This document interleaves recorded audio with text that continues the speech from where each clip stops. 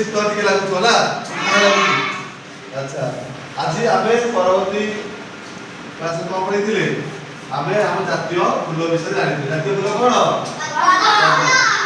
ଆମେ ଆଜି ପଢିବା ଜାତୀୟ ପଶୁ ବିଷୟରେ ଜାତୀୟ ପଶୁ କି ଜାଣିଛ କିଏ ବାଘ ଦେଖିଛ ବାଘ ଦେଖିଛ ଦେଖିବା କେମିତି ଅଛି ନନ୍ଦନକାନନ ଯାଇଛ କିଏ ଯାଇଛ କିଏ କିଛି ନନ୍ଦନକାନନ ଯାଇଛ ତମେ ଜାଣି ନନ୍ଦନକାନନ ନନ୍ଦନକାନନ ସବୁ ଥିବ ଗଲେ ସେଇଠି ହଁ ଆଚ୍ଛା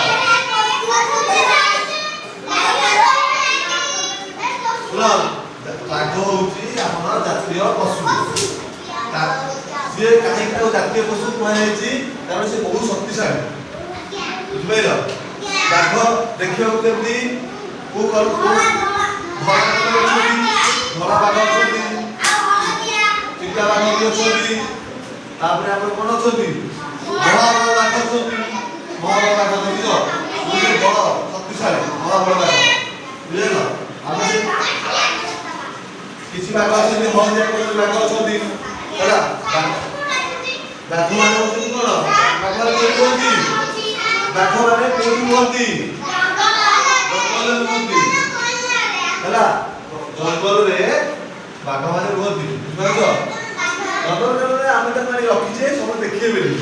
କିନ୍ତୁ ଯଦି ଆମେ ମାନେ ଏତେ ଘରେ ରହୁଛେ ଆମେ ଘରେ ରହୁଛେ ବାଘ କୁମ୍ଭୀର ମାନେ ହଉଛି ଯୋଉମାନେ ପାଣିରେ ରହୁଛନ୍ତି ବାଘ ମାନେ ଏତେ ଜଙ୍ଗଲରେ ରହୁଛନ୍ତି ବାଘ ସିଂହ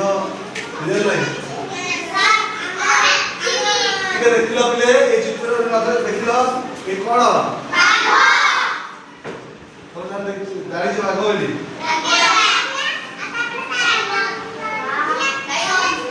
ଆଚ୍ଛା ବାଘ